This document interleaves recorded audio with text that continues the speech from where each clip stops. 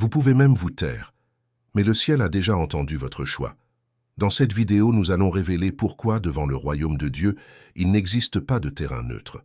Beaucoup pensent être sur la clôture, attendant le bon moment pour se positionner.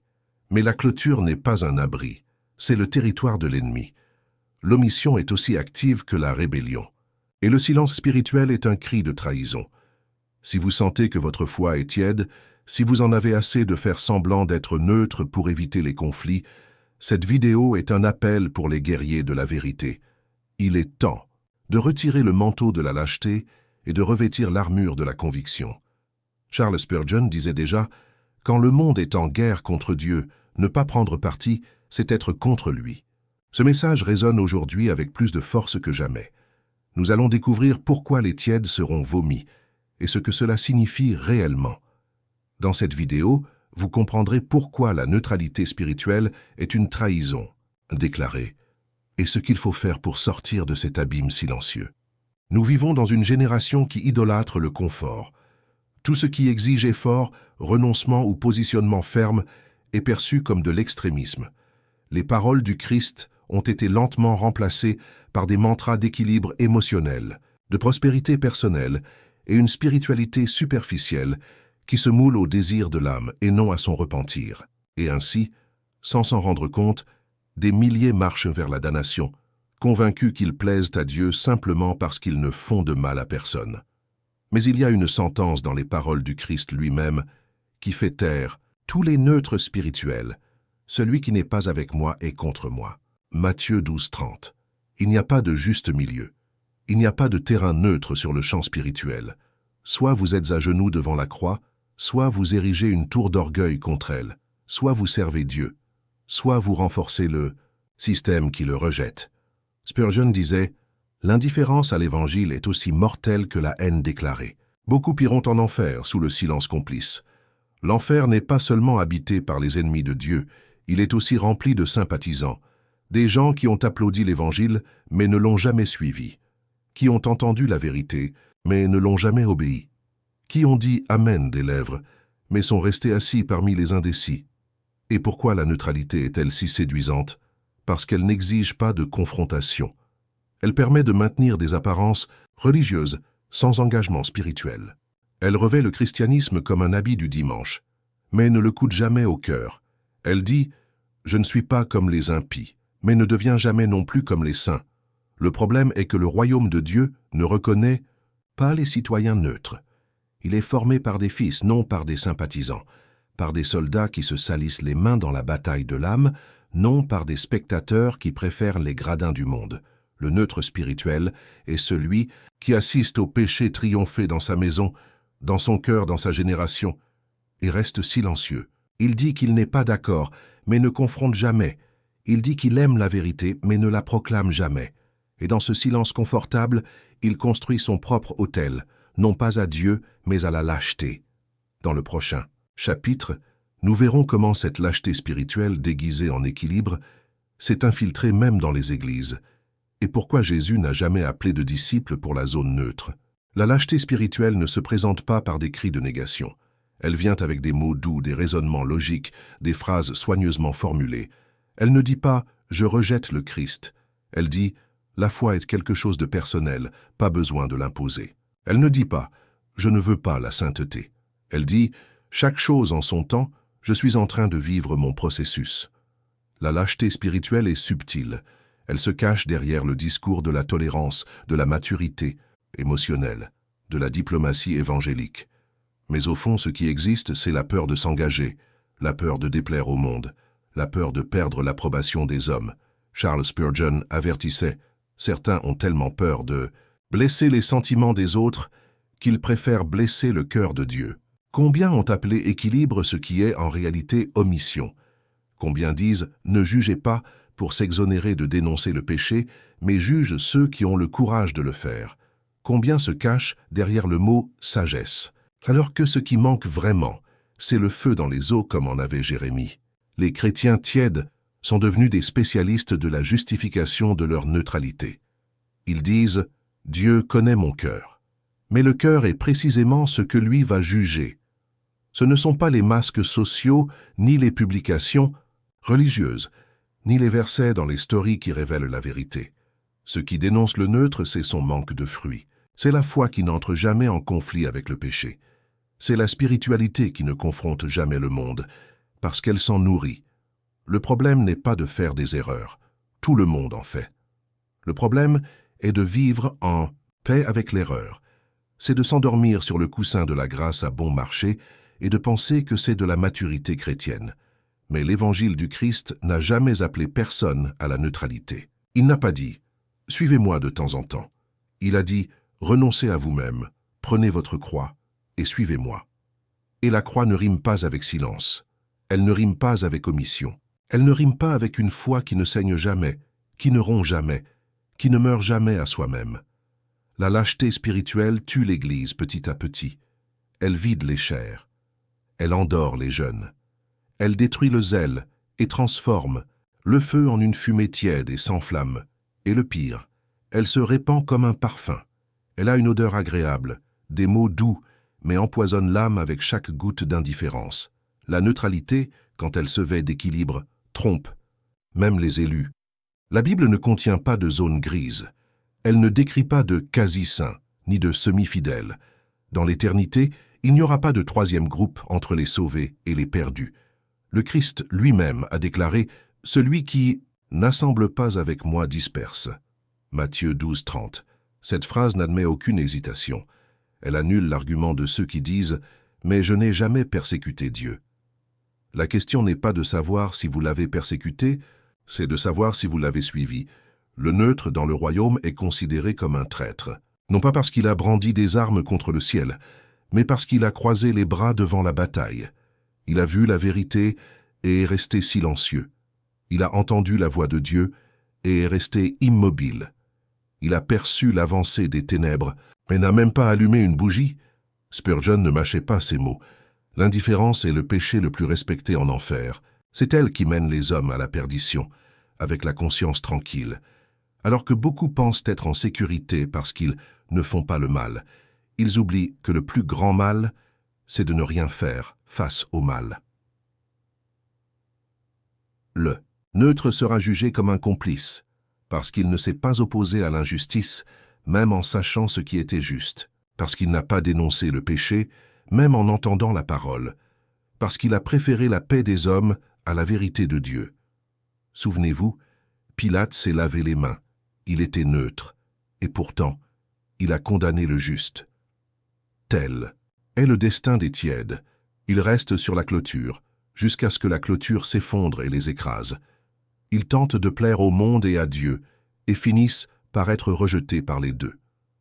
Les chrétiens tièdes croient que Dieu jugera l'intention, mais le jugement final portera sur l'omission, sur les fruits non produits, sur la foi qui n'est jamais devenue obéissance. Le ciel ne sera pas habité par de bons spectateurs, mais par des fils qui ont lutté contre eux-mêmes, contre le péché, contre la culture de ce siècle. Au final, il n'y aura pas d'excuse. La lumière du Christ révélera qui lui appartenait et qui ne faisait que lui ressembler par commodité. Car, dans le royaume, le silence face au mal est considéré comme une alliance avec les ténèbres. Et le trône de la grâce n'acceptera pas les neutres.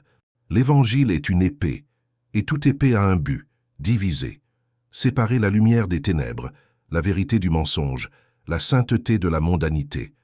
Le Christ n'est pas venu pour négocier avec la neutralité. Il a lui-même dit « Ne croyez pas que je sois venu apporter la paix sur la terre. Je ne suis pas venu apporter la paix, mais l'épée. » Matthieu 10:34. Cette épée ne coupe pas la chair. Elle coupe les illusions. Elle tranche les fausses amitiés. Elle tranche les habitudes cachées. Elle tranche les arguments confortables qui tentent d'équilibrer le ciel et l'enfer dans le même cœur. La parole de Dieu n'est pas un oreiller pour l'indécis. C'est un fil tranchant qui expose la division interne. Qui vous êtes vraiment et qui vous avez prétendu être. Spurgeon avertissait sa génération avec des mots qui résonnent pour la nôtre. Dieu n'a pas d'enfant secret. Soit le monde vous connaît comme son, soit vous êtes toujours du monde. L'épée du Christ ne permet pas les déguisements. Elle coupe le manteau de la religiosité et révèle la nudité de l'âme. Et ce qui est exposé, aujourd'hui, Une génération qui dit « Seigneur, Seigneur », mais n'obéit pas à sa parole. Des jeunes qui chantent le feu de l'esprit, mais vivent brûlant de passion pour ce monde. Des prédicateurs qui parlent de renoncement, mais ne renoncent, même pas à leur propre vanité. Le juste milieu n'est pas un pont, c'est un abîme. Celui qui essaie de marcher entre deux royaumes sera bientôt attiré par celui qui domine son cœur. L'épée de l'Évangile est aussi un choix. Elle ne force personne, mais elle exige tout de celui qui l'accepte, parce que le Christ qui divise ne veut pas la moitié de vous, il veut l'âme entière. Il veut le trône du cœur, pas seulement une chaise de visite. La neutralité spirituelle meurt sur le fil de l'épée. Là, toute excuse est réduite au silence. Toute apparence se dissout. Il ne reste qu'une question. À qui appartenez-vous? L'épée a été plantée dans le sol du monde comme un diviseur éternel. D'un côté, ceux qui aiment la vérité. De l'autre, ceux qui aiment le confort. Et au milieu, personne ne peut rester. Toute croix raconte une histoire, mais la croix du Christ exige une décision. Elle n'est pas seulement un symbole d'amour, elle est un symbole de séparation. Devant elle, le cœur humain est mis en jugement. Soit vous vous inclinez et mourrez au monde, soit vous tournez le dos et marchez vers votre propre perdition. Et c'est précisément là que la neutralité se révèle la plus cruelle des trahisons.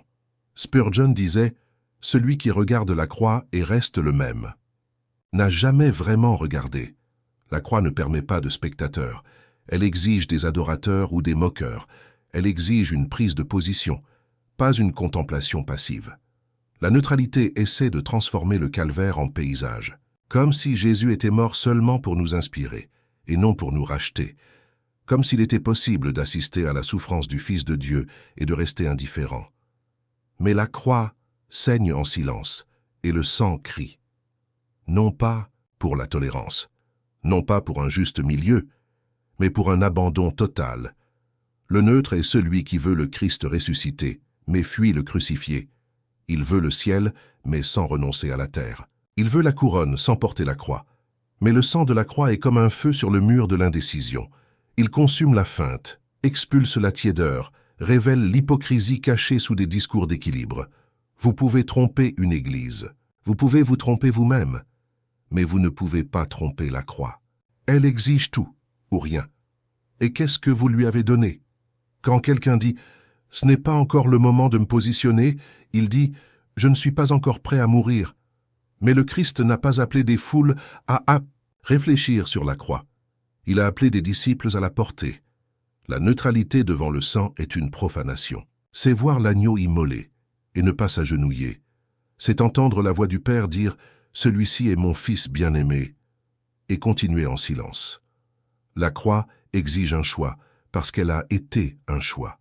Jésus a choisi de souffrir. Il a choisi d'obéir. Il a choisi d'aimer jusqu'à la fin, alors que vous étiez encore son ennemi. Et maintenant, il vous demande, allez-vous continuer à faire semblant d'être avec lui, ou allez-vous enfin prendre son parti? Car, devant, le sang qui parle encore, toute neutralité est une trahison.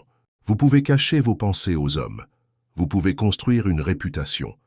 Vous pouvez être considéré comme sage, équilibré, prudent. Mais il y a un jour qui a déjà été marqué dans le calendrier de l'éternité. Un jour où aucune apparence ne résistera à la vérité.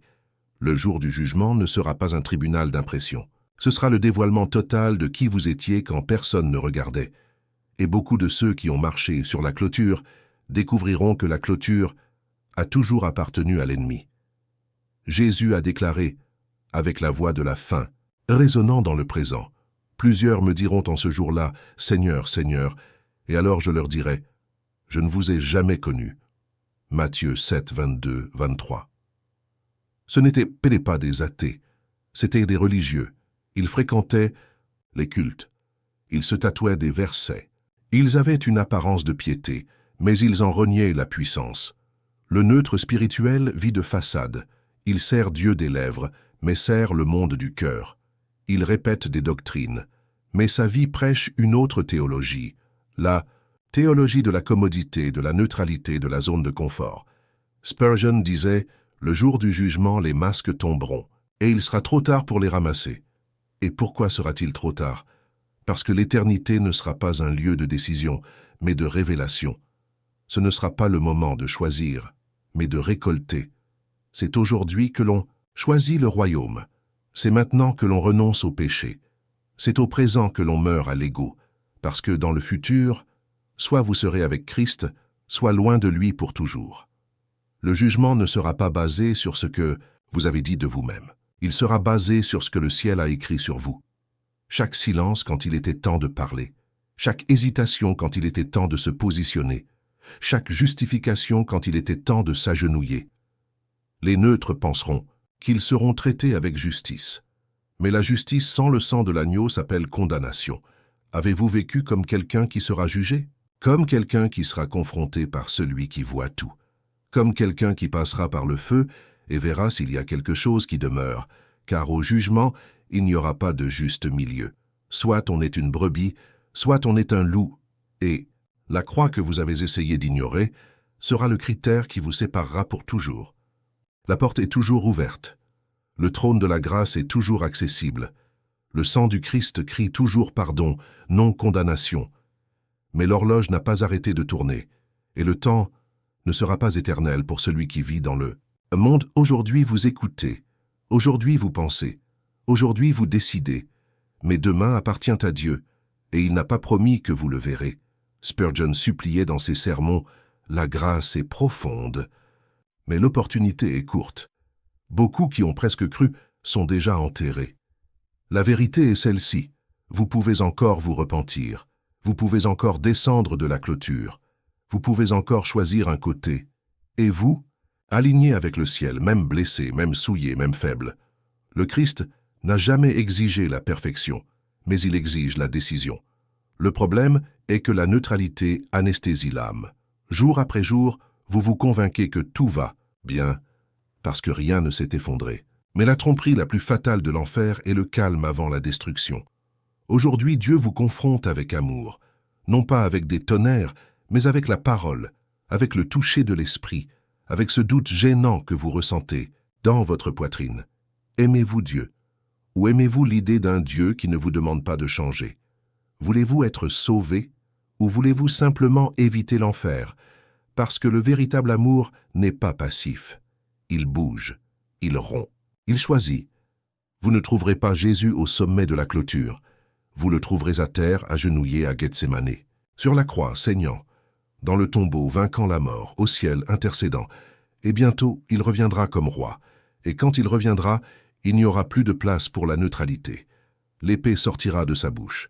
Et d'un seul mot, il séparera ceux qui ont décidé de ceux qui ont reporté.